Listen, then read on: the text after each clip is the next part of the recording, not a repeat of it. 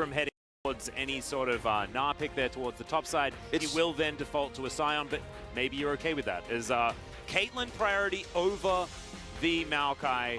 Makes sense in my mind only for this team. Yeah, they're not even going to do it. I actually feel like it was a mistake for Hanwha Life to even give the Caitlyn, and I'm surprised, as you are, that D+ will just take the Maokai instead here. And Hanwha Life set this trap up because they had no intention of playing the Caitlyn. They want to put Viper on the Lucian here. They're going to pick up the Nami with it, so no splits here, no Sona game, no Draven Nami, which could have been something that D+ wanted to take if they, took the Lucian only and tried to trade jungle. It's a very easy way to set this one up, but Caitlyn Lux into the Lucian Nami matchup is one that we don't see very often because both of these picks are both so high prio, but usually the Caitlyn is picked specifically to push into the weak side AD carry, the Zeri, the Sivir, right? And seeing the matchup together here is going to be a real treat, but Caitlyn will have, of course, that extra range advantage.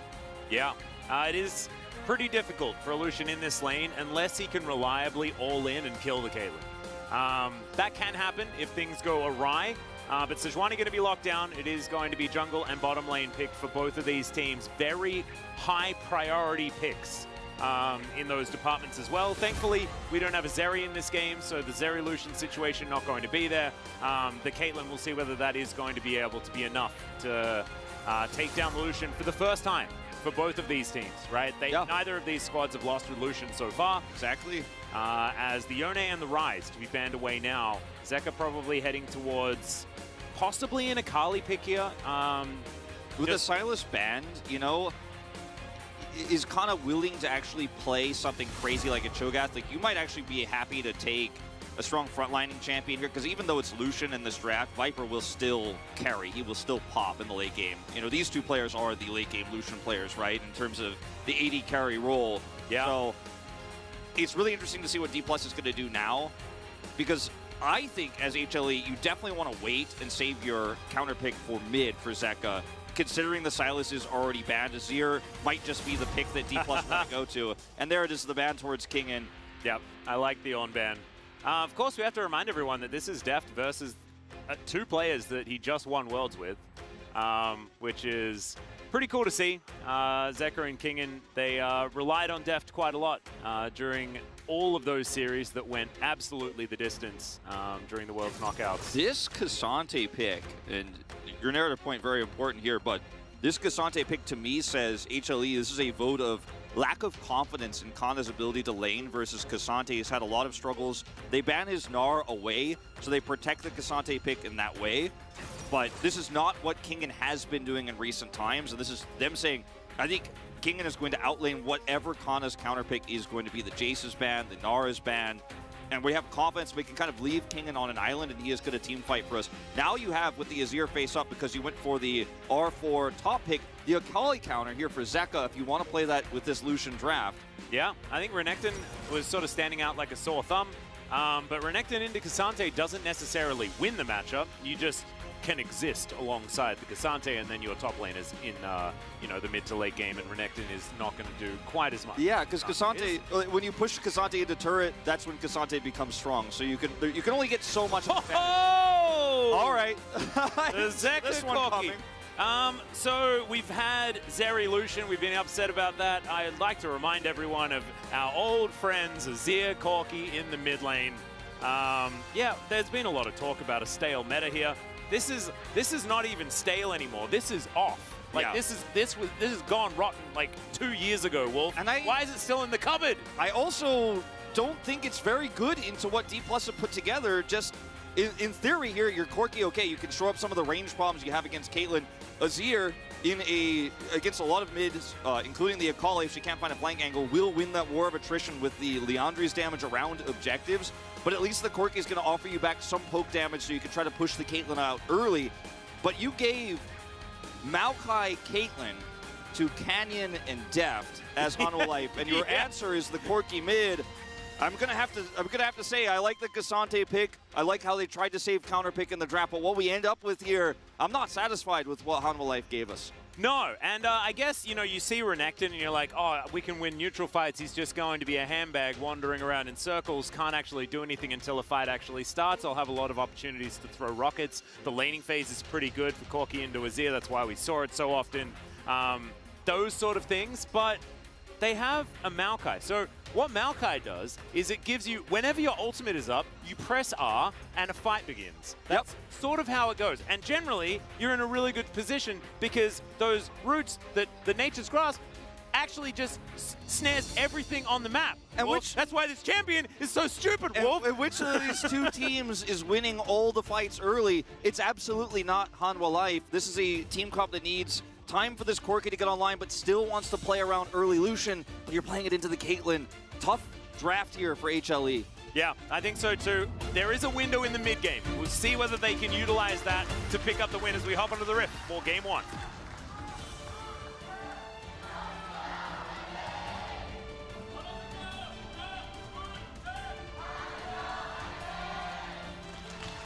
All right, man, that Corki's really put a spanner in the works. Really has. I like what you did there.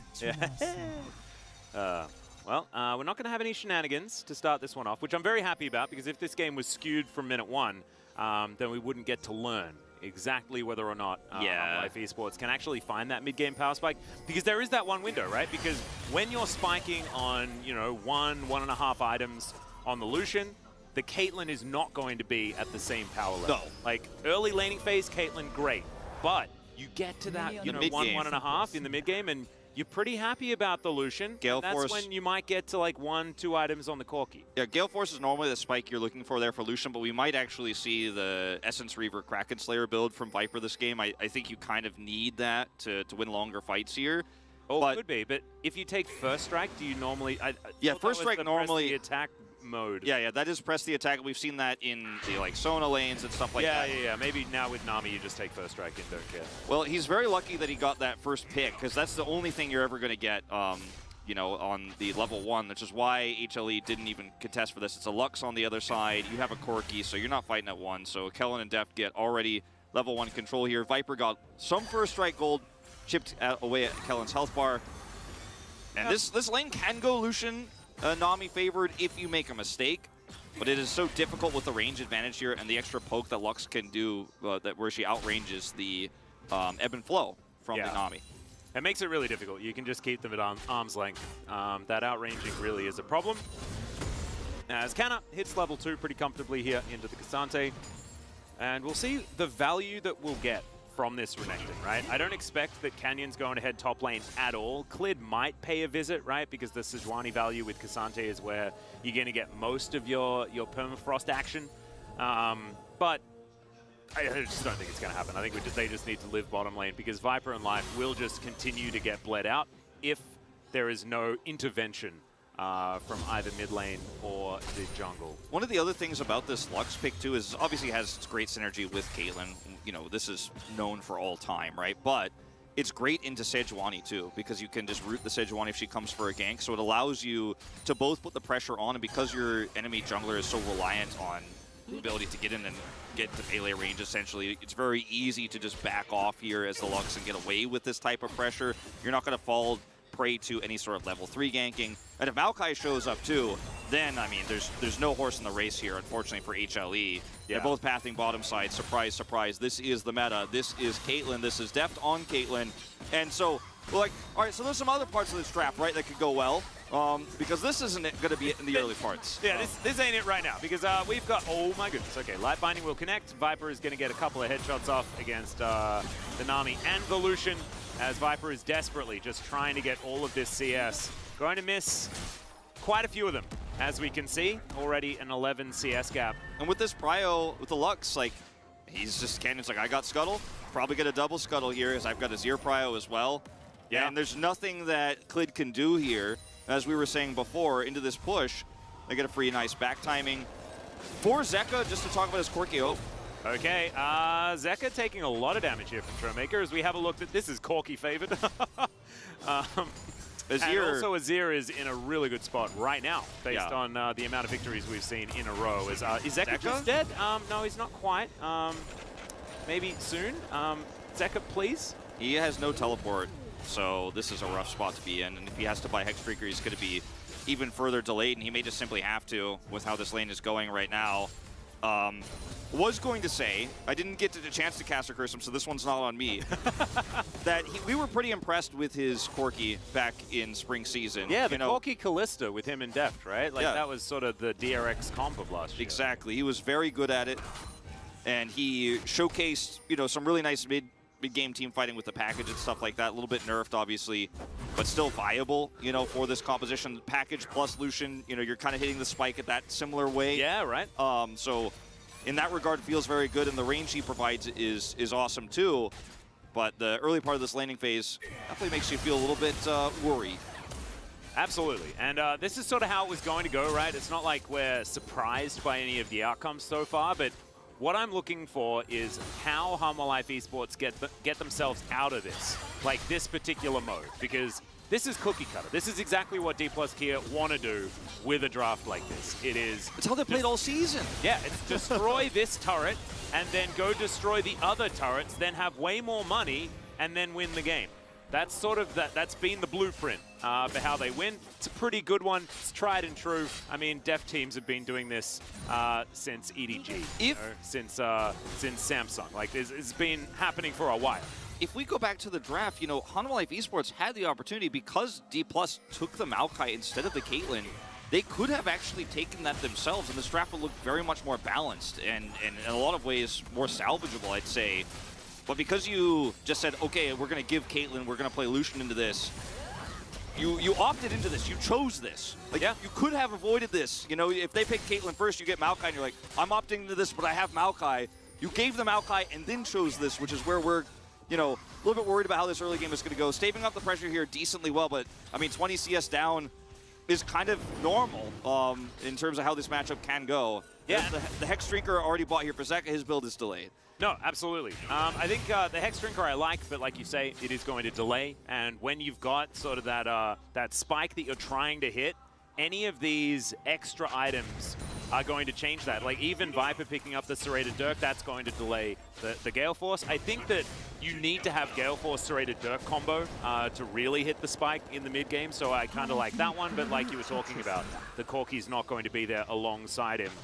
So already maybe a little bit of a delay on that. And when they're going to be able to get to that fight, that opportunity to actually utilize these power spikes, that's the question mark that I have, because D+ Kia, they might just give up whatever objective they're fighting, they're trying to fight for at that moment, so that they don't even need to worry about it and just continue to split the map, take turrets, make things dark for Hanwha Life Esports. I feel like the game plan so much easier for D+ in this one. Oh, absolutely. And the average gold at 10 minutes here is way better for D+ Kia, just historically. Like, they're a team that gets played gold early, right? They're on average massively ahead at 935 to be like precise, almost 1,000. Hanwha Life averaging 100 behind, but that's not necessarily because of comps. It's because Hanwha doesn't prioritize early fighting. They like to sit back behind Kingan's tank and say Viper's going to do the big damage later. But in this draft, you're sitting behind this Caitlyn means that all these advantages go to D+ Kia. They can get first rake as they have. They can just avoid those fights, as you mentioned, with the advantages they have here now. And can you fight Rift Herald as HLE right now? No.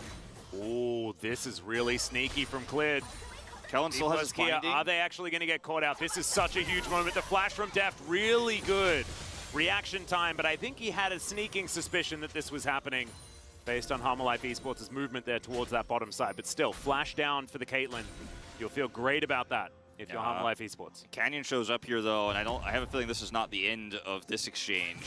He's got level 6 as the culling is going to fly through. Viper trying to get some value there. Isn't quite able to as Ebb and Flow comes down. Canyon finds Clid now, who is sticking around. And it looks like things are going to go back to normalcy, but as we could see, Zeka forced a back out from Showmaker, collects himself a plate here in this mid lane, and this could be an avenue for advantage for Hanwha Life, because this Corki has really come out ahead in this matchup a little bit earlier than I was expecting. Yeah, same. I think the Hex Trigger making the big difference and allowing Zeka to trade more aggressively and get some of that first strike proc coming through, and Showmaker decides not to teleport, so ends up losing a plate there on his back timing. And Canyon is just trying to be annoying and just basically babysit this lane now, because he knows that the flash for Deft is down. and he wins these 3v3s every time for his team, like we were talking about. We talked about like level 3, level 4, you can't do anything as Clid. Clid made a good play, but isn't successful at getting a kill, only a summoner, so now you still win this 3v3 even harder with 6 up and Clid not having ult. So, small victory, right, in getting that flash, but Deft and Kellen, as you mentioned, seemed very aware of it, reacted very quickly, and weren't in any real danger. Obviously, flash going down means they were in some danger, right? But like, they weren't really in any lethal danger there. And with Canyon shadowing, right, they're able to go and get themselves that play. So Canyon being there, while it looks a little bit comical, right, it's the classic, oh wow, the jungler just babysits bottom lane. It's such an interactive meta, blah, blah, blah. Power of Maokai. It works out very well in this instance because it lets the Caitlyn do what she wants to do in the isolated 2v2, even if he doesn't actually rotate over. Yeah, like Maokai can do this at level 6 to shadow a Caitlyn. He could do it for a 4-man push in the late game, sieging an inner turret or an inhibitor, right? Like this is one of the things Maokai does so extremely well, even on low economy because of his ultimate. When he's on medium to high economy, he also does poke, he also team fights, you know, he also roots prio targets. Like, this champ's pretty good right now. Yeah, he's stacking up some saplings there as well as Clid. Yeah, he's got some frost armor, but it's not going to make it possible for him to contest that Rift Herald. So having a Caitlyn and getting Rift Herald and first rate, you're in a pretty good spot at this point in time. And of course, that's what Harmer Life's composition allowed D+ to do, right? As Life is going to find Deft here. I'm not sure about that one, as Net misses. Kellen's moving back over, though. Wanted to maybe set up for a tidal wave there with the culling for Viper online here, but very aggressive, and Clid is nowhere nearby, so it just ends up losing a lot of health. Deft is feeling amazing about this one. And once again, Canyon sees, okay, there's an opportunity here, just drop Herald. Yeah. Lost my ult in, and Lux loves roots, you know? She's getting very happy. And now she's got a Maokai. So yeah, lots of roots available. That is the ultimate, flying into Canyon. He gets knocked up by the bubble as well. Tidal Wave comes in, Deft. Pretty low, but the turret is not going to stay alive. And so despite every R button being pressed, it's still an advantage for D+. Yeah, exactly. It's like, that probably went about as well as it could have gone for Hanwha Life, but you lose the turret, so guess what? you have to back off. Drake is spawning. The timing of this couldn't be more perfect for D+. And this is what they do. They take Deft, they put him on a pushing carry, they support it with jungle, and oh no. Clid might be in trouble. He has to flash. D+ Kia now taking control of this dragon. The package is on its way. Of course, D+, they got the notification of that one. They're going to back away, actually. See, this is what I was talking about, the respect of the package play to try and deny Harmer Life Esports from utilizing the power of this Corki. Yeah, and for Hanwha, with all those low health bars, they have to back, so as D+, you're like, let's respect this, but we're coming right back. You know, this is a delay, but not a give. Oh, Kellen is over here, able to give Showmaker a shield. Life Binding comes in, and immediately Kellen is going to go home. So now, package on cooldown, back to the Drake, I guess. Yeah, that's the plan, right? Wait out the package, kind of how you wait out an R-bar. But taking a ton of damage on this Azir does really complicate things, actually. It was well played by Zeka. And now Showmaker has to back, so no longer a freebie. And even getting one Drake like this feels pretty nice as HLE. We don't know what the soul is going to be just yet, but if it's Mountain, it's going to be super huge for D+ Kia to lock that one down. Obviously good for both teams, but against the Corki, you feel amazing. Yeah. It definitely does. Viper, not going to get hit by the net, so actually wins out on that trade pretty nicely. And just face tanks the ace in the hole. That is, that's definitely a move. I liked it. Certainly a move. Yeah. And a mood as well. Just, I don't care about you and what you're going to do. I'm going to get myself my Gale Force, and then I'm going to win later. I spent a lot of time, you know, in this early game at hold that. I thought Clid's looking for a pick. Yeah, that is once again Deft going to get caught out. Does have his flashback up as the culling is not quite going to reach the Caitlyn. Holds on to both of his summoners now as he holds Clid at arm's length, sidesteps, and he's still alive. Clid finally goes down as that's first blood. And they just couldn't get to the Caitlyn. I mean, they were so close to making it work, though. I mean, Viper using his passive very well there. He's sitting on a Dirk, a pickaxe, and a Noon Quiver. Doesn't even have his Gale Force. If he did, 100% Deft goes down there. Oh, Canna sees a Corki, gets very excited, and then they walk away. Yeah, not going to feel great about having that Dominus on cooldown here, but what I was going to mention before that little scuffle where we did see Clid almost set up for a hero play, and the aiming of his ultimate is amazing, where he actually catches Deft here despite the net. really clean. Just the angle of it basically says you're locked in. If you stay right, we're gonna catch you. If you go left, you're gonna get hit by the ultimate and get stunned.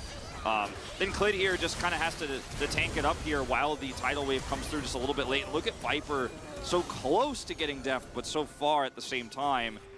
And at the end, it doesn't even matter. Because it's still going to be D+ taking 2 drinks. And this comp can work so well with the package and the Cassante and later team fights. But, I mean, already D+ so far ahead. They are. Thank you to Chester Bennington for the quote that Wolf threw out there. Yeah. Because it's true. I feel like maybe it's just a little bit too little, too late here for Humble Life Esports, which is what we were a little bit worried about when it came to the draft. But what we saw there was Def just keeping Humble Life Esports at arm's reach, at exactly the range that he wants them to. And if he's able to play like that, it becomes almost impossible for Humble Life to actually play into this Caitlyn, because she just outranges everyone, right? So the answer has to be finding a flank, finding a catch. And like you say, Clid, definitely great job being able to find the Glacial Prison, but there needs to be enough follow-up to actually kill him at that point in time, and they weren't even able to get the flash. Now the Gale Force is here, you know, and I feel like you get the flash or you get the kill with that one, but, you know, the timing of this, unfortunately, a little bit delayed by that bottom control. Viper's been given a ton of gold, by the way. He is caught up so significantly with Def. Def forced to back, Def, you know, pushed out a lane, and he is catching up. He's getting all that CS, but it doesn't get easier here because this is now your strongest point as HLE, where you don't have your Mythic for your Corki, but you're like, okay, we have Gale Force. We have a package coming up here for the next objective fight. You need to win that one. I just don't know if it happens here versus a Maokai, versus the Leandries of this Azir, because the range you have as Corki and the poke you have, if you hit it, maybe you win that neutral game there, but you don't have follow-up on your AD carry unless you have a front line, so Kingen has to also be up there tanking that Leandries damage. It's so tricky to actually pull this one off, and it feels like, we talked about that Kalista Corki, it feels like Deft is like, man, bring him back to my team, like, let me have the strong bottom for the Corki mid, you know? Yeah. It's like DRX is cut in half here, it's not even in this game, it's D+ versus HLE. I mean, it's sort of how it's gone, to be perfectly honest. These are definitely the more successful remnants of DRX at the moment, but we'll just see. Because I'm still not 100%, right? I'm still not sure that this is 100% going to be the D+ win. There are avenues, Corki scales to infinity and beyond, right?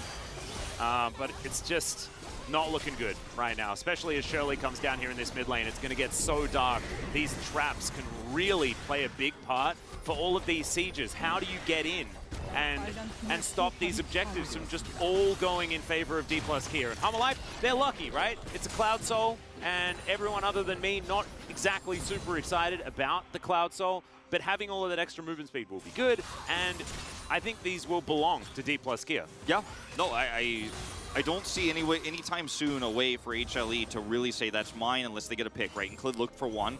He still has his flash, his ult's back up, right? It's been up for a while. Maybe there's an opportunity there, but you're really fishing now as HLE. And sometimes, you know, when you go fishing, you get lucky. Yeah. The big one, you reel them in. Sometimes you're just sitting out there cracking a beer, and you're just like, well, maybe next week. See you guys on Saturday for next week of fishing. Yep. Didn't come up with even anything. Exist, you know? Like, yeah.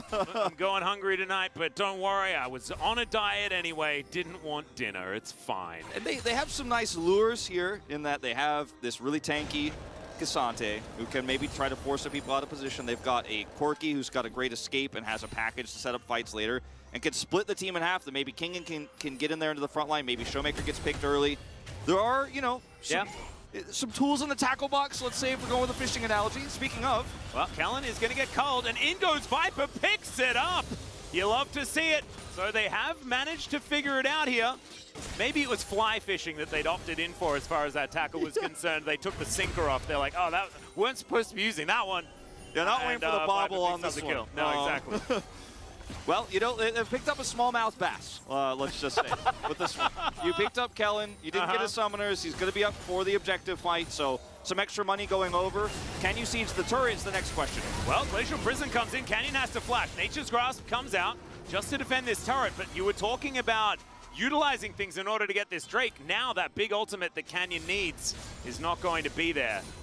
And Showmaker in this top side does have his teleport available. King also, and Zeka towards this bottom side. And maybe this is the shift. Yeah. This is what we were talking about. It's about the time. Package is up if he wants to just back, grab it, and TP in. So, you know, D+ losing Kellen there, trying to get back control of this mid wave. Keeping the turret is massive, so they can actually contest if they'd like to. But as you pointed out, after we got the first rake of the game, will they necessarily have to with this comp? You know, this is the power trough that Caitlyn finds herself in often here.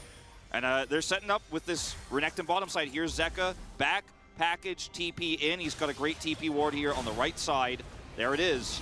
Yeah, Canyon halfway through the cooldown on that ulti as Zeka looking for that flank angle, but he's found Canna. Pretty happy about it as well, as we can see.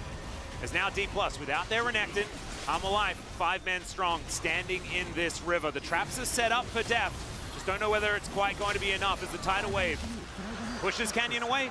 And D+, you know, they were here, they were present, but they weren't actually able to affect this whatsoever. And I think it's good that they didn't try and force. Yeah, the package plus the tidal wave is kind of like, sorry, Kana, you can't do anything here. Like, he's in bottom, they know he's there.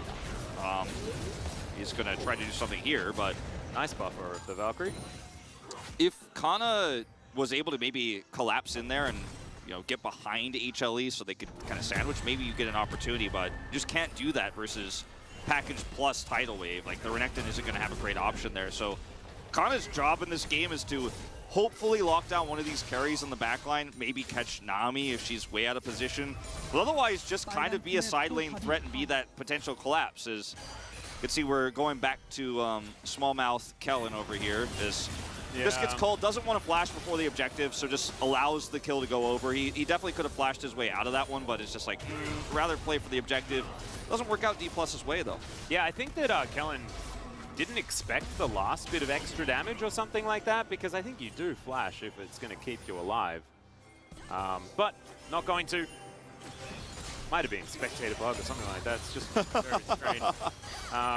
Anyway, Deft and Kellen back in that mid lane. See whether they can play this one out a little bit better. But what this has done is it's allowed, like what, 30 CS gap, 40 CS gap for Zeka to form in that mid lane.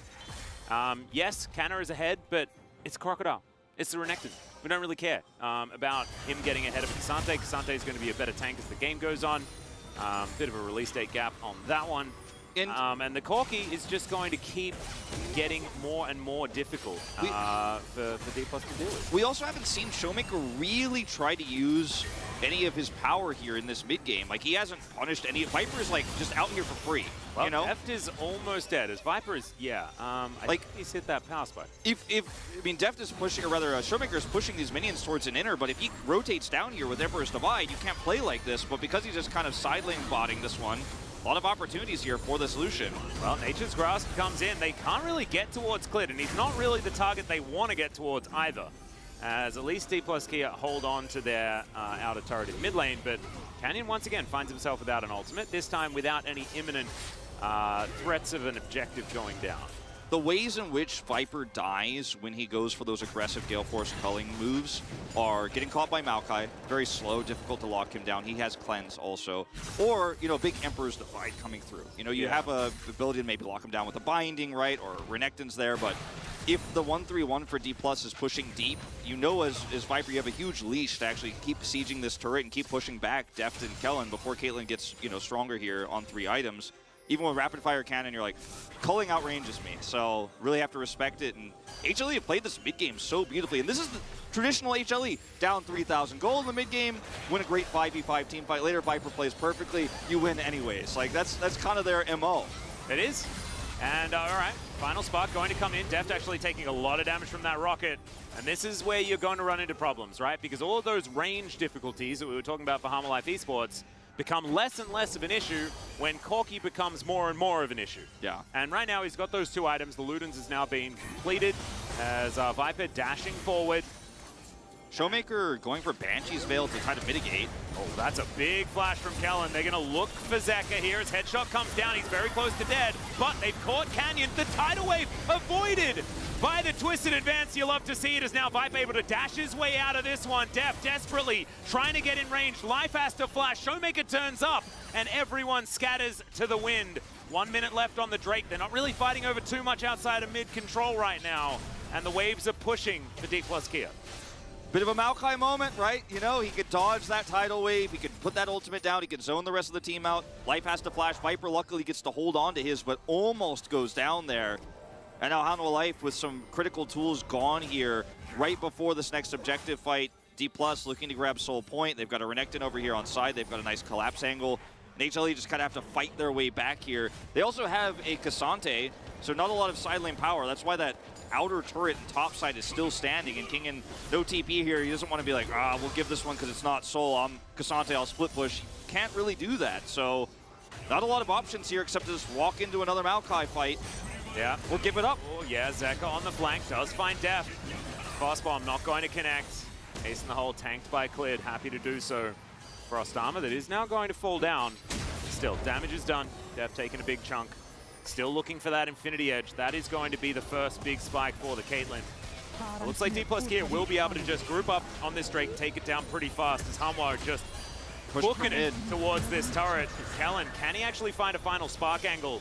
Try and take down these minions as Showmaker coming in from the side. There's a final spark, doesn't really hit onto these ones as Nature's Grasp comes in yet again, tanked up by Kingen really nicely, but is he going to die? He's Cassante, so the answer's probably no, as there's the flash. Caitlyn picks up that kill, and now Canna on the flank.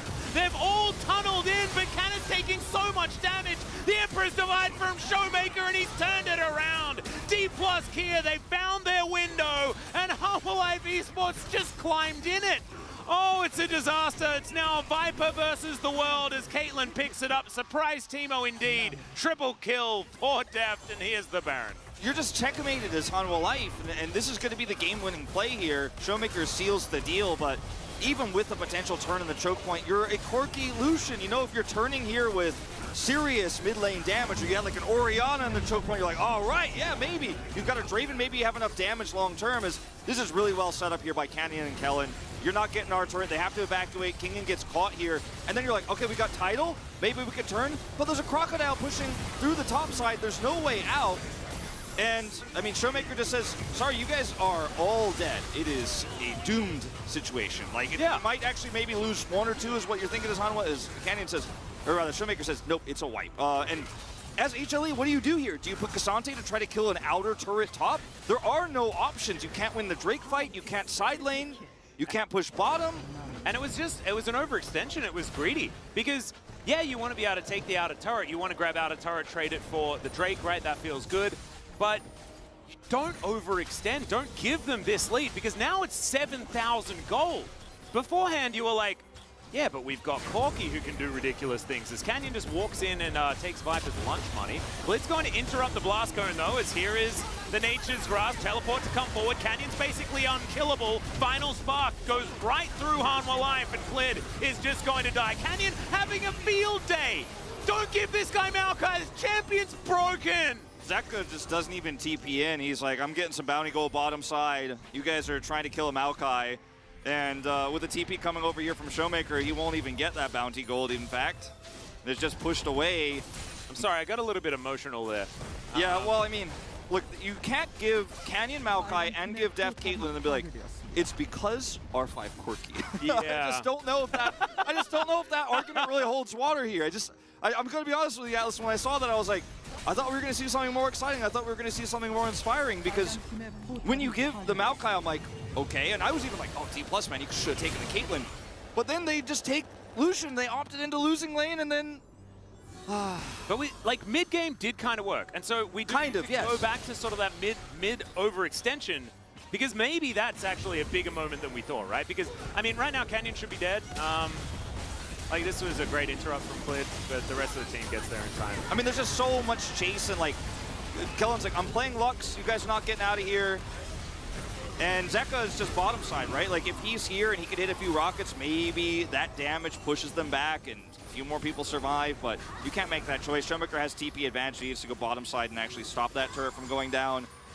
And it's Cloud Soul here, which is pretty amazing for Caitlyn and for Renekton in general. But, yeah, like... repositioning, honestly, for a Caitlyn composition like this is very powerful. It really I agree with you. I think that it's a decent soul. Not the greatest, I'll admit. But still. It's very valuable. potent, right? It's something that Hanwha Life Esports absolutely would like to fight over if they could, but they cannot. And in 70 seconds time here, we're doing it again, and this is what I'm talking about, Maokai Siege. Yeah, Free turret. This is how it works. It's the zoning Nature's Grasp, and you just choose a turret and press R, take turret. It's even worse than Weaver's Wall. We saw that used so often just to take a turret like that. And this one going to be back off cooldown in about 30 seconds time or something like that, and now rinse, repeat, do it all again. Clid, I mean, we made the fishing jokes earlier. He almost set Viper up for success, right? Viper had that near pick on Caitlyn. They did get that kill onto Kellen. Like, there were some moments, but I don't want to criticize HLE's play with the draft they were dealt, that they dealt themselves. You know, you want to talk about the coaching staff, Dandy, or you want to talk about the players specifically were requesting these champions. We'll never know until we listen to the comms later, but considering the situation, I feel like HLE has played a good game of League of Legends, but the tools they were given, man, you're trying to fight scissors with paper. It feels like in a lot of ways. Yeah, and a little bit. You know, there are, like, it does come down to kind of one or two little decisions as well. And it also comes back to the draft, right? Because if you are treading if you're tightrope walking with your draft to try and find your win conditions, then it's not a great draft, right? Because every draft has its ways to win. But if you've made it too narrow, then that means that it doesn't have the ability to be flexible and actually go with the state of the game. You want to make sure have options. Yeah, you want to make sure when you load onto the Rift, you've got the best chance to win possible. And there's always a chance, man. If somehow it was 5 Teemos, I mean, there's still a chance, right? But oh yeah, and in fact, 5 Teemos versus 5 Teemos, that sounds like a pretty even game. And like we said going to this one, not that this was doomed, but it's a hard draft to pilot for HLE, and it has been, and it continues to be, and now with the lead the way it is, it's virtually impossible. I mean, they couldn't even contest the Soul. They got some bounty gold top, and that bottom turret is still exposed and available for the taking here, but you can't go down there with Baron spawning. Like, D+ are in full control, and I just don't see any way for that sort of pick we were talking about to happen anymore, because Canyon is so tanky that he could just stand in the way of anything. He can be hit by Clid's ultimate and subsequently like a tidal wave and King getting on top of him. He still doesn't care. He's not even interested. And you're never going to hit Deft. He's the safest he could be. He's got Cloud Soul and he's Caitlyn. Like, how do you ever pick him? He's also got a stopwatch. And Flash. It's absurd. And he's also taken a heal into a Sejuani, which honestly we feel like is a bit of a cardinal sin, but we've noticed that also hasn't really mattered. Showmaker's going to have to shift stance to get out of the way of the culling, but now the culling's on cooldown. For at least a little while. Won't be utilized in this next fight. The Baron going to be available in 10 seconds time. Going to be the next one for D+ to use to try and break this one open. As Zeka find a flank angle, or finds a flank angle. That one's a plural. As Ace in the Hole comes in, ebb and flow to get some health back for the Corki. Deft is running so damn fast, it's ridiculous. Yeah, Cloud Soul's pretty silly. His tidal wave going to be avoided by Deft right there. I think he's running faster than even he expects himself to run. As Hanwha Life Esports not so lucky on that one. Yeah, that should just be the Baron going over. I've never seen a Caitlyn with that much movement speed. He presses his R button, then he's like scooting around the rift. Oh, I mean, you just start off a fight like that. I mean, literally, you've got your own Shirelli. All right, here's the moment. Sound the trumpets, Wolf. The package is being delivered. Yeah, and I actually like that D+, even though they have really great turn and Showmaker has flash and ult, Banshee's failed, they're like, nah, let's not throw. Let's just make sure we win this one 100% because we can just wait out the package. We have Leandri's. And usually the Corki is the one who's like, oh yeah, you guys are going to wait this out, I'll win the poke war. But I think D+ are very happy. Look at how much money Hanwha are losing, right? In this moment, like D+ gear, they prepped their waves. They did their homework. Exactly. Like, they're like, okay, where's that wave? On the opposite side of Baron. So the longer it takes you, the rougher time you're going to have. There's the package gone, and that's going to be the moment where D+ are like, all right, I guess we pull the trigger on this one. We have the choke point control with Lux. And where was this D+, right? This D+ that's calculated, that's calm, that's making the team decisions together, like in their first game this week. Yeah, and also, like, I will say, D+ have not been able to have drafts like this. This is the best, like, type of draft we've seen with D+. We talked about it in the stats. We've talked about it in weeks 1 and 2, right? Where even I was overacting, like, man, this team could actually be the best. When they are given tempo leads in drafts like this, they don't mess it up. And HLE opted into this, right? So you know, D+ are like, cool, this is what we're good at. Like, this is a very comfortable game for us, and we are going to show the teamwork. We're all going to be on the same page because, like you said, there were definitely some issues earlier this week against KT Rolster in that regard. Maybe KT are just the best team in the LCK. Let's get excited. Maybe that's what we're realizing right now. Because, I mean, I'm not enthusiastic about it, but it just might be just a cold, hard fact. I mean, I'm already opted into the excitement. You guys can all blame me, but I mean, D+ are like, you gave me Maokai and Caitlyn, and any other team, you know, you feel, I think, a lot better about Hanwha's chances. Maybe not T1, but even with Genji, you're like, okay, well, maybe they'll mess it up. Maybe Pace, he's a rookie, right? Like, he might overextend a mid, you outposition him, you take him out. Like, we get that pick as Clid, but not Def. And this is a Baron that they do not have a package. Sante's not here. He's in the bottom lane with no teleporters. It's not going to be stolen by Clid. Canyon is going to lock that one down. They timed all of the abilities together in order to make sure that they at least pushed it to a 55-45. I'd say that wasn't really the most clean. But Clid gets in, goes for the attempted smite, doesn't get it, and then gets out. As D+, if they steal the Baron away there without their Cassante, they're not going to win the fight, and it delays the game, but you're like, cool. Yeah. And in order to make this play happen, Clid has to flash, and if he doesn't flash, he dies, even if he gets the steal. So I think D+ are just like, all right, cool story. You guys are going to maybe try to 50-50 this, but we have Final Stark and a ton of burst damage and smite. It's probably not going to happen. Yeah. And I actually respect D+ just being like, nah, like, we're not going to get over this wall and really stop this Sejuani. We might as well just know that there's no way they're going to steal it, right? The chances are so low. Yep. Well, Deft is now just going to walk up, see whether they can break open this base, because they still need to do that. The game isn't over just by earning heaps of money. You do also need to kill a Nexus. So that's what's next. As Deft is walking very, very quickly, gets to press R and then do that, as we can see, as Viper dives onto Canyon. Suboptimal target if you want to kill anyone. However, he's there, and you do have to try and get them out. I mean, weakening him here does slow this down quite significantly. He is going to take an empowered recall here. And without his ultimate, you know, the siege of these inhibitors is much harder. So I actually like Viper's choice here just to say, all right, we've removed one big threat, and we might actually be able to live through this Baron, but the Elder spawns in 10. Canyon's back at full health. Life Binding is going to miss. And now there's the flash forward. Viper going to cleanse immediately. Final Spark, and Canna avoids the rest of the follow-up from Humble Life Esports. Kind of like that play. It was pretty cute. And I do want to say, Wolf, I just had a thought. Because we're getting towards the end of this game. Yeah. Who gets the POG? I feel like Kellen has been super consistent. Yeah, it's between Kellen and Def for me right now. 100%. Well, that's the Elder. They've got the Soul as well. Nature's Grasp going to come through here as Canna is going to find Clid. There is absolutely nowhere for Bristle and Sejuani to go, and the Dragon is going to come down from the heavens and smite her away. I mean, when you consider, too, Atlas, back to your question, like, look at his build. He went Shirelius, you know, solo Q Lux has learned from this man. Shirelius into Mikhail's Blessing for Deft, who doesn't have Shirelius and Cloud Soul. That seems balanced. That's a lot of, that's enough speed, I think. 100% kill participation in this game. I think I'm going to give it to him. Well, Canyon is just going to boot back the Lucian, and that is going to say goodnight to at least that form of damage. Zekka is still there to try and wave clear, but it's not really going to work. Canna fighting against Kingen. The Cassante going to try and teleport towards his Nexus turret. Don't know whether that was all that safe given the amount of damage that they had available, but this game is definitely in its twilight hours or minutes or seconds. As Kingan's going to go golden, the rest of them are relegated to the fountain, and D+ Kia, they will come back in this week's LCK. They'll take down this Nexus, and we'll see whether they can do another one, because this was... Into this, Azir, and when given opportunities to, and he won't have that chance this time around. Don't do it, please. I think Xerath makes a lot of sense here.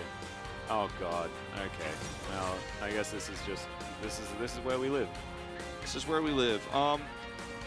Well, remember this was a pick of Renekton here, blind for D+ because they were concerned that Zekka was going to get a strong mid pick that might surprise them otherwise. He just takes the Azir that was open with the Akali and Sylas protection bands. They don't take Gnar here as HLE. They're looking for a little bit more engage and peel and a matchup where Kingen can't lose against Kana's Renekton. He won't win either, probably. I think we're going to be playing around topside here, but it's just like, all right, we're scaling. Grog's going to be tanky. King going to do King and things. And this comp for HLE has synergy. It has a clear path, right? I like this draft a lot better for them than I did the Game 1 draft. And D+ kind of walked into this one a little bit. And I don't hate the Victor. It's going to do very strong things later on. It has a good front line. You have a lot of Lucian damage with it. But the identity is a little bit broken. Oh, it's Kuro. Hello. Long time no see. It's been a while. We've missed you. Oh, he's here to support his mates. And yeah, he said, I love you, Canyon. And Gorilla, please do your draft correctly. As, of course, they used to be teammates. And throwing shade to one another has been their thing for a really long time. Yeah, and also, you know, analyst mates here at the LCK. Yeah, absolutely. There used to be a lot of Kuro and Gorilla just sitting on the analyst desk together. Good times. Now, I like this draft for HLE better than I do D+'s, but they're going to have to still survive through the Lucian early game. A weaker early game than it has been with this 13.1B patch, but it's Deft who's piloting it. Hasn't lost a game on this champion yet. He has not. He's been very, very consistent with it as well. A little bit earlier on the spikes for D+ Key. We'll see whether they can utilize them as we hop onto the Rift here for Game 2.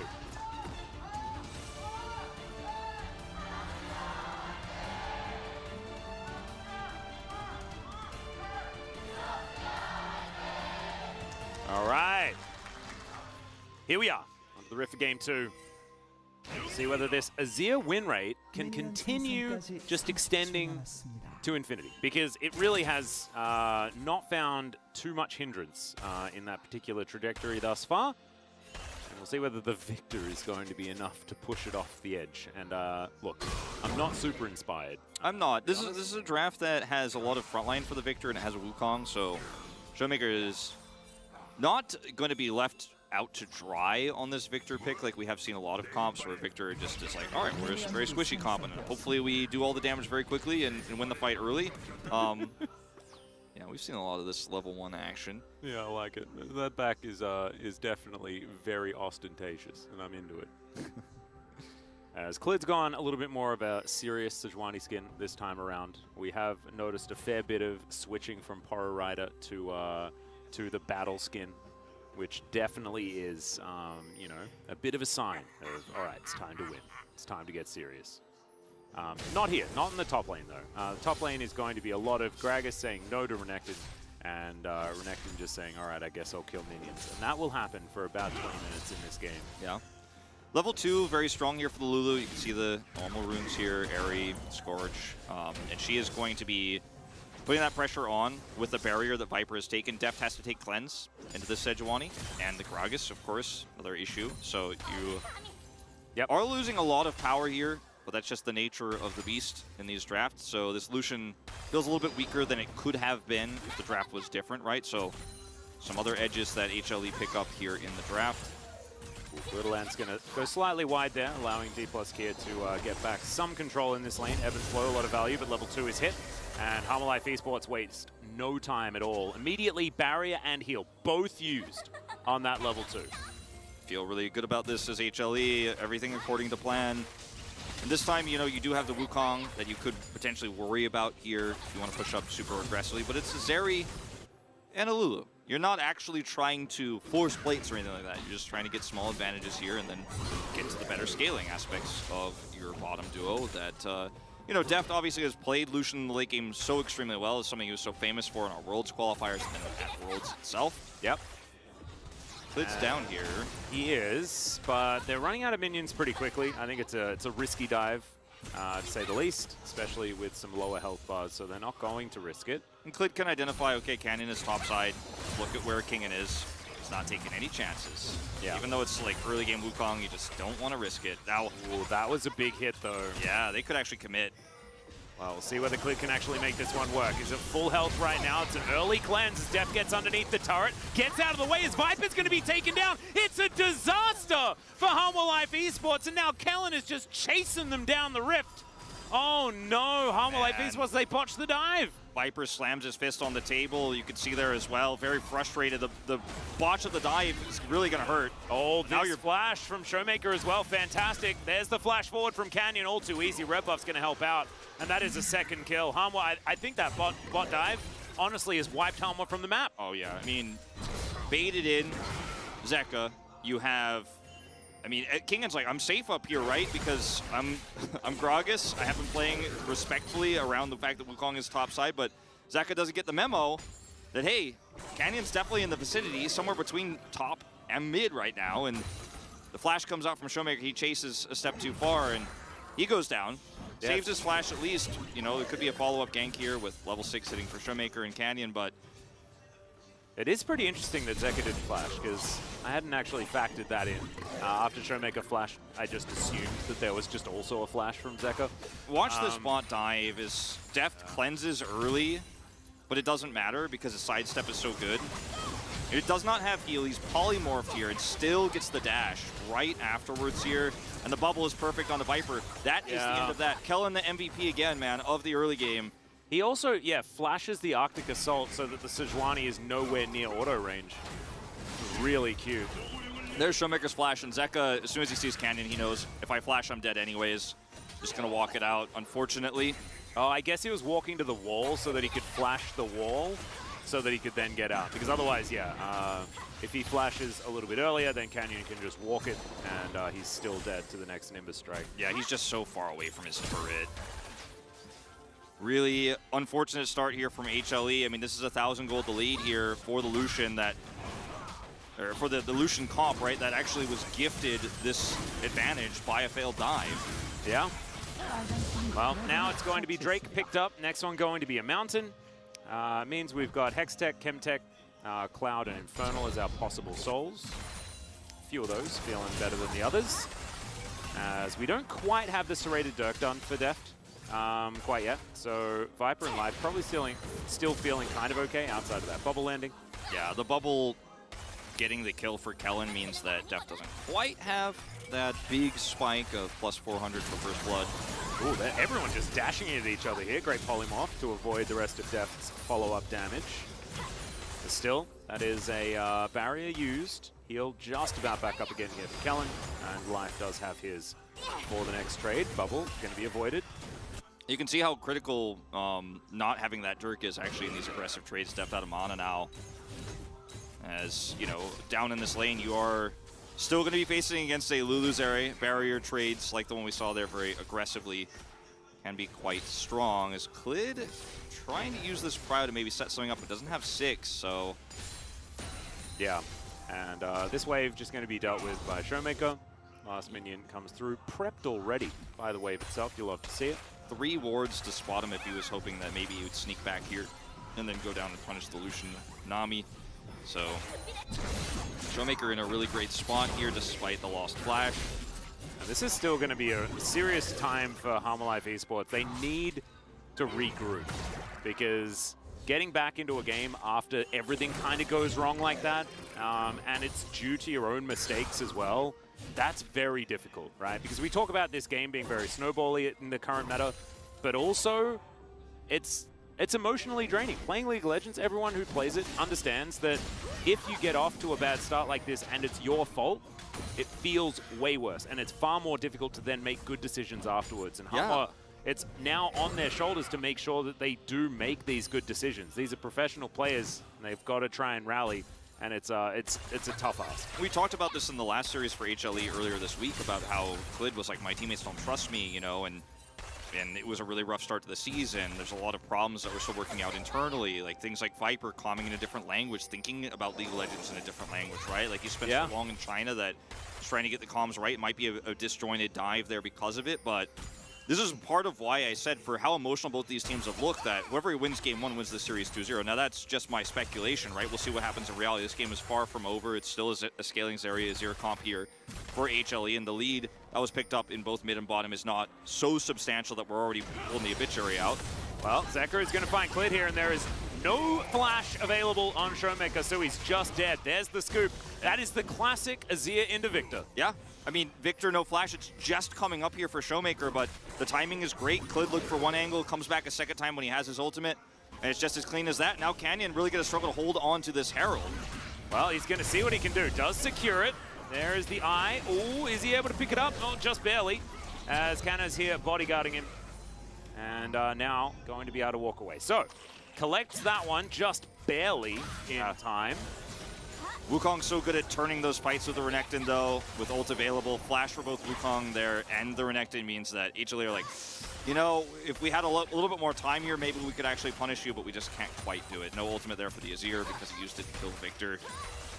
Yeah. But, I mean, small victory here again for HLE, right? Use your tools, know your flash advantage there in mid, and utilize it as Clid 2 times heads over there. This time picks up the kill. Yep, Cannon now is going to be able to grab a second plate. Collects a turret shot on his way out, but he's very happy. Does have his whip, and going to be going towards that Gore Drinker pretty quickly. Slight CS advantage, but it's only about a wave. Nothing for Kingen really to worry about. As decent little body slam. And sort of body slam is kind of why Gragas has such a good time in the matchup. Whenever Cannon dashes forward, Kingen says no. And then they go about their business. Sort of how it all goes. So 92 to 88 here towards this bottom side as we check in. Looks like Gale Force is just about ready for Deft. See if he can purchase it outright. Just a moment. Yeah, there it is. There it is. And Zeri just going to stick around in the lane a little bit longer. Rift Herald dropped mid. Yeah. Empress fights up. Yeah, Clid going to turn up here. Canyon is relatively low. Chaos Storm just to get some space for Shelly to come forward. She is going to be able to get that charge. All the money, though, does go to Canyon. So Showmaker not super psyched about that, but it'll be fine. Really good gravity well placement there from Showmaker, too. That could have been potentially a dangerous spot. Maybe he loses his flash to another Emperor's Divide with the Sejuani so close by with flash ult. So yeah, he doesn't pick up the money he was looking for, but still happy to take Divine plates. Sunderer already for Canyon. Maybe getting those plates is a feels good for this Wukong as we check this one out once again. I mean, it doesn't get more basic than this. Without flash, you are immobilized, and Clid is just going to take the free kill, or give the free kill rather, scoop it up for his teammate Zeka, and going to go to a little bit of a slower game here now, pace, where I don't think D+ are going to be interested in giving this Drake up, nor do I think Hanwha Life Esports at this stage with Zeri not even having her Mythic online or in any position to contest it. So, yeah, objective will be taken here shortly. The contest is not advised. I mean, if you could pull off some sort of amazing scoop play here, maybe. Your jungler's not even here, Zeka, though. Yeah, Zeka is going to be zoned away by the gravity field, so no worries at all. And Hanwha pushing here on this bottom side. And they'll just utilize this extra little bit of free time to even out that CS as Deft walks back. That Drake is going to be taken. So it is going to be Infernal Soul.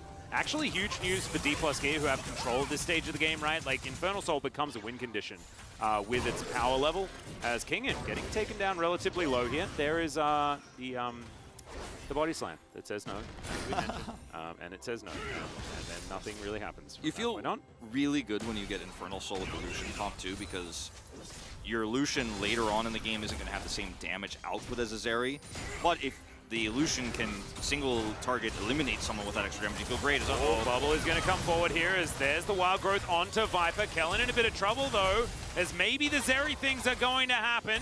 Canyon moves down, Clid is here as well, good positioning. As Hanwha, they do find a decent angle off the back of Life getting bubbled. Yeah, it was a really nice ult from Viper. Canyon ult here, but health bar is so low, I would not advise. Yeah, not going to have too much follow-up from both Deft and Kellen, especially without Kellen's flash being available. And small trades like this where you're like, okay, cool, like you guys actually tried to set this one up and we turned it around very nicely. Feels great if you could do it right before an objective, but unfortunately, ultimately with the Drake down here, no Herald, no play to make, and Canyon being so nearby, there's not much you can even gain. You can't even get back control of the Tri-Brush or the River warding. Oh, Kingen, can you find it? No. No. Nah. Just going to watch one another. There's the thumbs up. You love to see it. I feel like our top laners have gotten so much better at emote spamming, just because there's not really much else to do in this lane. Nope. These days. Especially in this matchup. Man, this is such a neutralizing matchup. It's just really, like, you want to do things as the Renekton, you just really can't. As Canyon is going to get a shifting stance by just throwing forward a bit of a bonk. What do you call Atlas the weapon that Renekton uses? Is it a glaive? Is it a... Oh, it does have a specific name. Oh man, it's a something. It starts with S, I think. Because in this matchup, I call it a noodle. But I wanted to call it like the glaive noodle or whatever. Yeah, it's a noodle versus a beach ball. That's what we're battling with right now. And it even kind of looks a bit like a beach ball. What Kingen has right now. Canyon once again looking for an opportunity of an overextension. He's got flash ult. So that is when Wukong is at his most deadly against the 2v2 comp that is trying to push up. But Jonas Strong is like, just in case he stops a back or something. See, this is the most interesting part. Like, Jonas Strong, we even get the zoom in. Love to see it. That gives me big thumbs up. Gives me some like PTSD from the old like toothpaste things I had to watch as a kid. Oh no! In, like second grade, where the you know what I'm talking about, the toothpaste like. Yeah, I just want to watch this episode of Pokemon, man. Stop trying to advertise toothpaste. My parents buy that anyway. It's really weird. Those toothpaste characters were really scared, then they would like explode for some reason. I don't know. Yeah. Well, right now, D+ Kia have gold advantages basically everywhere, but 2,000 gold at 15 minutes is not something that you're going to be too worried about if you are staring down a composition that does have this Zeri and the Azir. As Kana picks up some turret shots, but his battle isn't with Kingen. It's with the turret. He wants to see whether he can take that down without the Gragas sort of hitting him with too many buttons. As this minion wave, not long for the world. Gore Drinker done for Canyon, for Kana. Yeah, I mean, that was a really nice trade for Kingen, but it's not going to lead to anything with no follow-up, right? And yeah, if you press the Gore Drinker button in a wave with a Gragas, then you probably get all your health back again. Yeah, plus he has ult, so there's no kill pressure. But if there was like an Azir there and they were trying to collapse to get the Rift Herald, something like that might be impactful, but it's not. In this case, unfortunately, as at least Viper gets this push in to the turret, has a back timing, grab that Immortal Shield Bow, and the game goes on. It does. But the problem is... on. And on again. The problem for HLE is that they can't contest this Drake. I mean, they could try, and they do have an Azir in position here, but... I kind of hope they do, even though you're right. I don't think it's a good idea. But I just want something to happen, Wolf. You ready to move on to the T1 series? You're in the T1 waiting room? No, not really. I'm just more in the, like, this game, something needs to happen waiting room, you know? I'm kind of feeling like Kana, you know? Like, I'm sick of this laning phase. I just want to kill this turret and get on with my life. As, yeah, Kingen, I'm going to body slam again, guys. Trade CC. That's how it goes. 22 CS lead for Kana on this Renekton.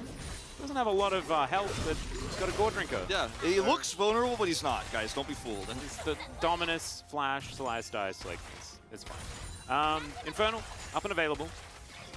Live coming on over, trying to clear out vision. You can see, actually, decent amount of vision available for Hanwha right now, as Def taking a fair bit of damage. Bubble doesn't connect, as we do have Jet Set Radio Future to allow Viper to get out. That was very scary. If Viper gets picked there by a Flash Cyclone from Canyon, where Warrior Trickster flashes on him and kills him with a follow-up Tidal Wave, like, you are losing more than just Soul Point in this exchange.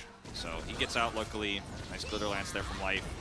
And Canyon is just like, I can prevent any sort of collapse from any angle here on this Wukong. Very difficult to play this one out, and they can use the Rift Herald now for some extra prio here, guaranteed. Oh, this gravity field is so strong. Chaos Storm there as well, just to make sure that Shirley is going to make contact with this outer turret. She will do so. And, yeah, Spectator Bug, something like that, weird error. Anyway, the tower dies, and then Shirley goes in. Kana and Kingen trade TP. Oh no, Clit's taken down. That is Soul Point, and that is done. Wild Growth does come through. May actually be enough cooldowns, as that is Glacial Prison and Wild Growth. And this should mean that DK can just move back and collect themselves a Drake already. Kanna is getting to work on it. He's playing PvE this game, and Showmaker trying to do damage where he can. Good gravity field placement yet again as Kingen. Oh no, it's Kanna's worst enemy. Kingen coming on in there. Will he actually do anything damage-wise? Looks like the answer's no, but he can be very frustrating. Zeka finds an Emperor's Divide, but it's on to Kellen. He flashes out. Now Kanna gets into that backline. He flashes after the Lulu and picks up the kill. Viper's at full health, though, and that is the important part. Kingen body slamming his way out of there as the nimble gentleman that he is. Drake still not taken, and HLE is the best fight you could hope for. You can crash this wave in. Yeah, but if there is a reset, then it's going to be 4v5, right? As Viper has to dash to get out of the way of the gravity field. So D plus Kia, they have their cake, they eat it too. Yeah, unfortunately here for HLE, Deft's flash was so well timed when Zeka came in for the scoop attempt that was kind of the fight-winning moment, because even though Zeri is at full health, she's not at this point ready to do enough damage. And the fact that Kana teleports down here means that D plus know, as this flash from Deft amazing. He knows that, hey, if we just win this fight, like, we're in such a good position.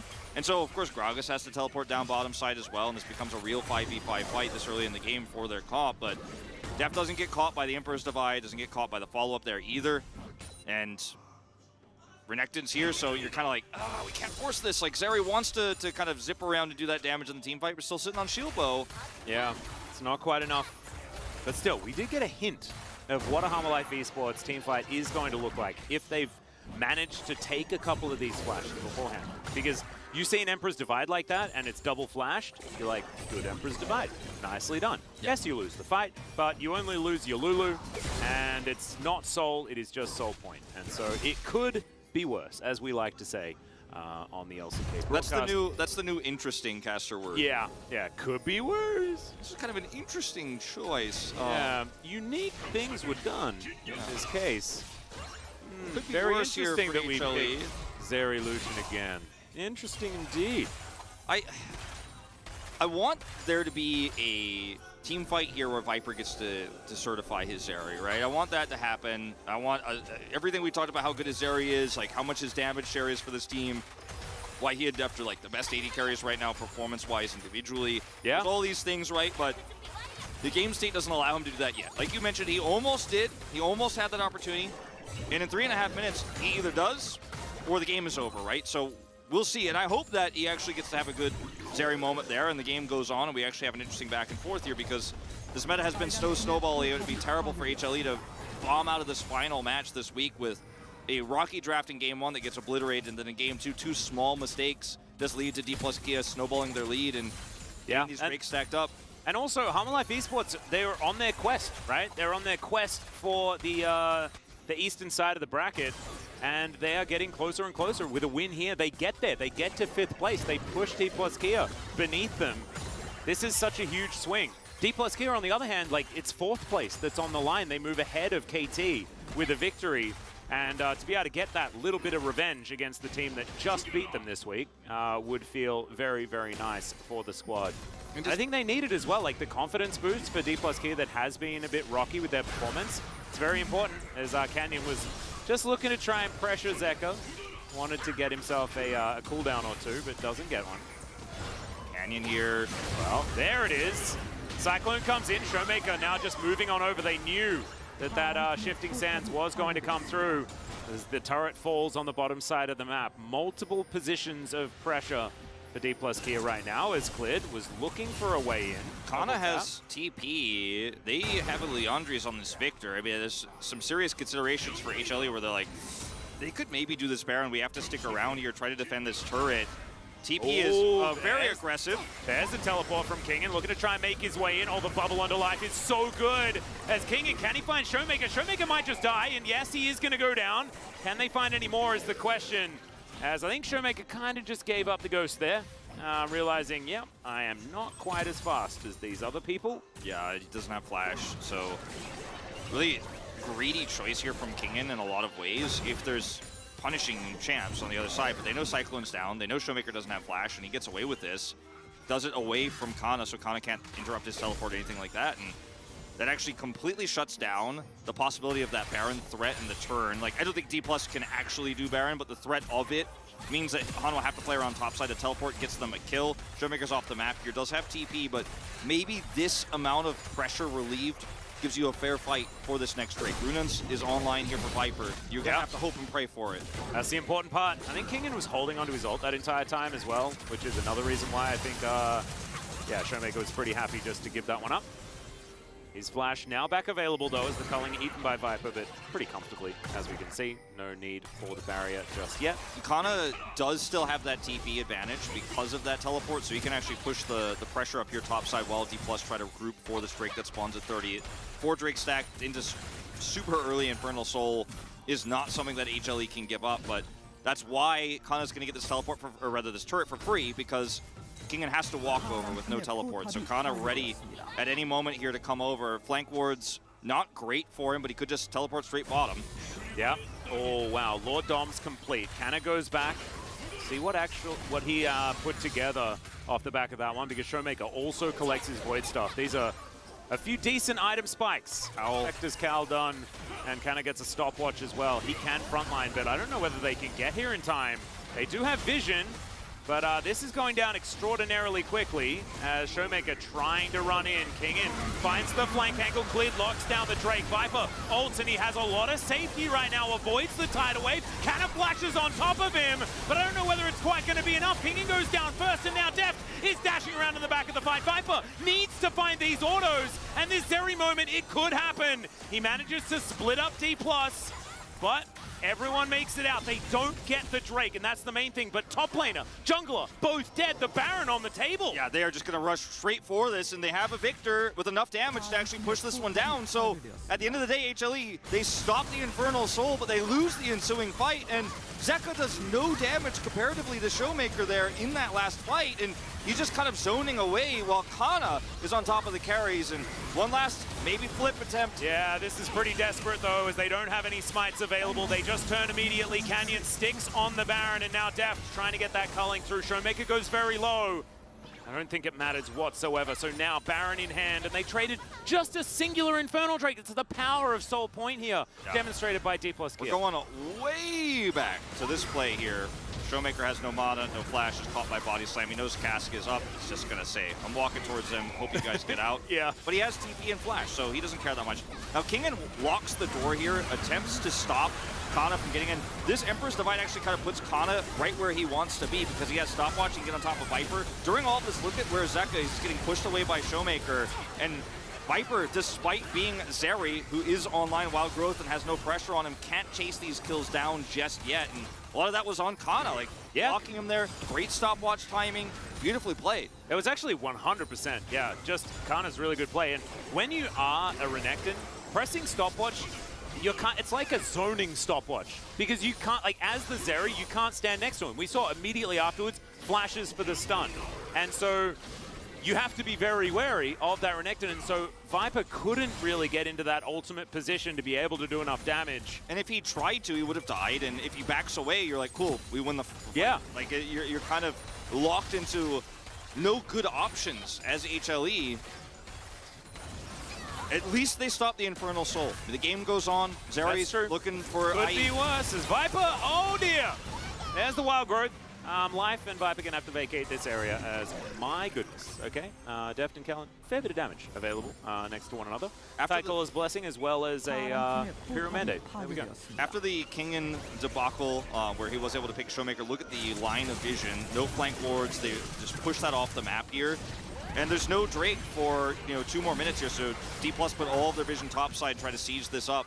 With the last minute of this Baron buff, they're getting a ton of damage done, and there's no real counterplay here for Kingen because he doesn't have the opportunity to set up a flanking cast.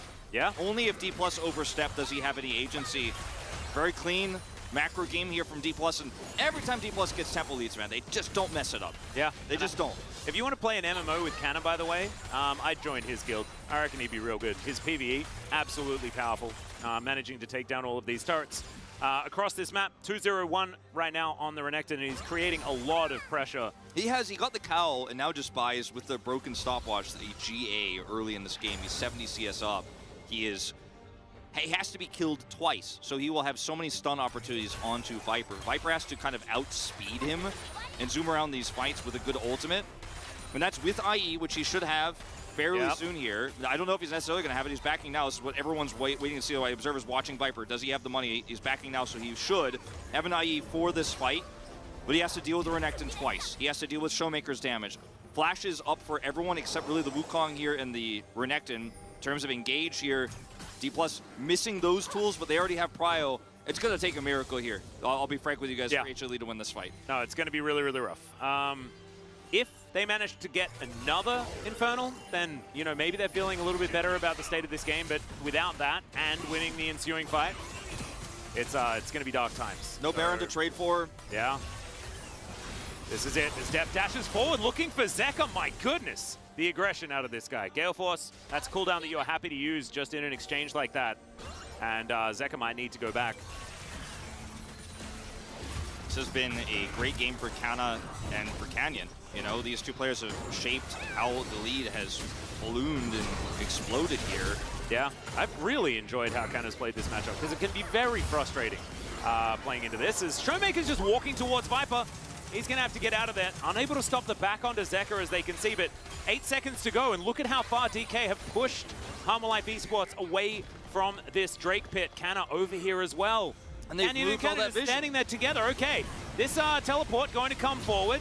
Kingen will turn up, but it's pretty face up. D+ Kia can move back into position. They moved all the vision here. That was the one ward Kingen could have teleported to, but he's seen instantly and doesn't actually get a flank. Oh dear. Deft is still really dangerous as Clid moves over.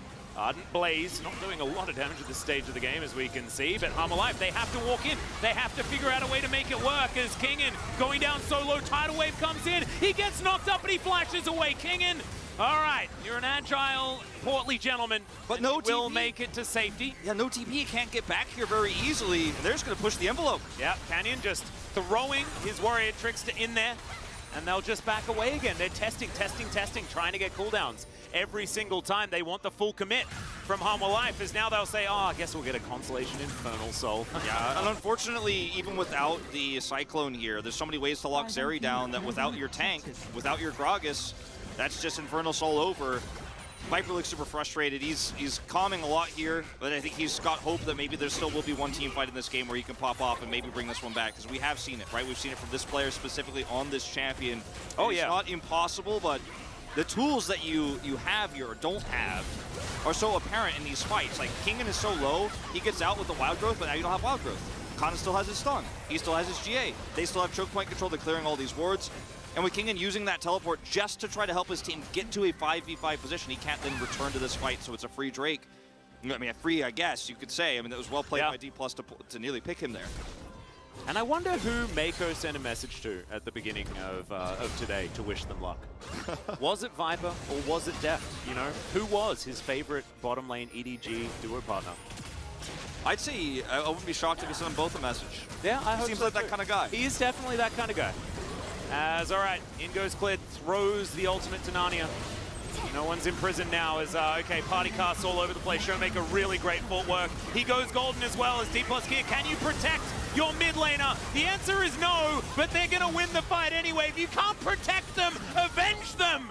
And they will. Zeka, the last man standing, he'll shift some sand, but he won't be able to shift his Nexus away from the bulldozer that is D+ Kia. Kana is following him down, and I think this is the 2-0. I think D+ Kia have got this is such an important win for this team. It really is. They needed this confidence boost after the loss to KT, and they will do it, and this was not close, guys. No.